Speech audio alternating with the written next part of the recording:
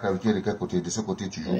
Hein? Il y a quelque chose qui s'est passé, comme je vous dis là. Regardez l'œil ici, n'est-ce pas? Vous voyez?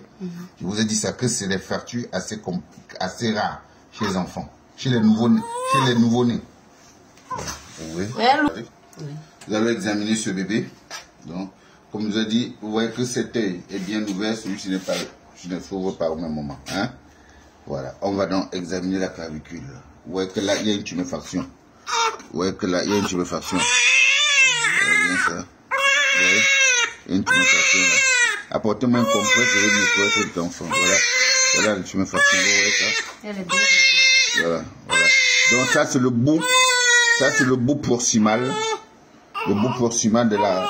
C'est le bout proximal qui menace la peau comme ça. Donc, à cause du muscle sternocleidomastoïdien qui tire sur le muscle. Voilà ça. Voilà. Regardez, à comparer avec le scrote contralatéral. Voilà la clavicule contralatérale. Hein? Mais lorsque vous regardez cette clavicule, voilà.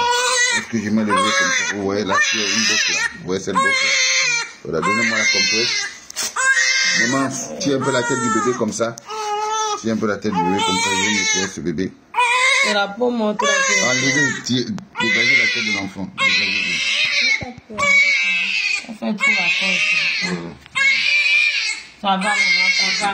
Ça va. Donc, il s'agit d'un nourrisson. Il s'agit d'un nourrisson de 10 jours. Non, pardon, d'un nouveau-né. D'un nouveau-né de 10 jours. Donc, sachez déjà que le nouveau-né, c'est de 0 à 28 jours. Et les nourrissons, c'est de 29 à 3 ans. Voilà, donc vous voyez, venez voir la tuméfaction. Voilà, vous voyez la tuméfaction, d'accord? Donc voilà, si c'était une grande personne, on devait lui faire un traitement orthopédique avec un bandage en 8. Un bandage en 8 et qu'on devait serrer ici de temps en temps. Donc là, on devait serrer ici derrière. On devait faire un bandage en 8 et le serrer le derrière de temps en temps. Voilà, là, je vais juste lui faire, je vais mettre un élastoplaste pour appuyer la clavicule, pour que ça puisse descendre à l'intérieur, sinon ça peut entraîner même une nécrose de la peau ici et jusqu'à ce que l'os s'expose. Voilà. Voilà. Mais si c'était une grande personne, je lui aurais fait une ostéosynthèse. J'aurais mis une plaque vissée et tout. Voilà. Voilà. Je lui aurais mis une plaque vissée. Voilà. Maintenant, l'attitude, comme je vous avais décrit, l'attitude de dessous, c'est ça. L'attitude de dessous caractérise, c'est une attitude caractéristique des traumatisés du membre supérieur. Donc le membre lésé est supporté par le membre sain et la tête du patient penchée comme ça.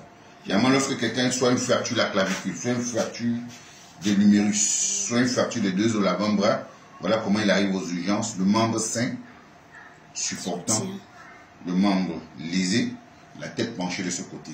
Ça, c'est M. Dessol qui a décrit. On appelle ça une attitude de Dessol. Et comme je vous dis, la position de fonction du cou, c'est 90 degrés.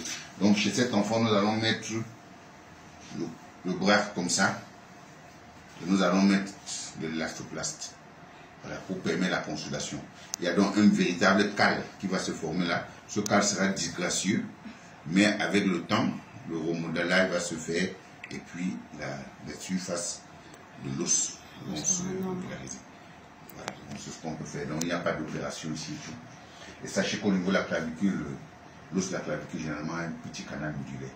Le canal médulaire est tellement fin que parfois on peut mettre une petite broche et tout. Donc, mais dans un cas comme ça, il faut mettre, si c'est un adulte, une grande personne, on opère, on met une plaque vissée et tout. Parce que ça menace parfois les organes nobles comme les nerfs, les vaisseaux et tout ça. Maintenant, le muscle sténocleidomastoïdien qui est ici, c'est lui qui tire sur cette clavicule. Comme ça, c'est casse au tiers moyen. Il tire là, donc ce qui fait que le bout se soulève comme ça, donc ça fait quelque chose comme ça. Et le bout distal, lui, il descend sous l'effet du poids du membre inférieur et du membre supérieur. Donc, le poids du bras fait que le moignon-ci et le moignon de l'épaule, le deltoïde et tout ça, ça tire là-dessus. Le bout distal descend. Pendant ce temps, le sténocleidomastoïdien qui s'étend là, tire sur le bout proximal et puis il menace la peau. Voilà, c'est le bout, généralement c'est le bout distal qui menace les organes nobles en bas, parce qu'il y a la tête, le tronc céphalique des artères qui passe là, tout ça, les jugulaires, tout ça, donc ça peut léser. Voilà. Ça, c'est chez la grande personne. Mais chez un enfant comme ça, on va juste faire un bandage pour le corps avec de l'élastoplastie. Et si ça va consolider, donc il n'y a pas lieu de périr ici. Merci donc.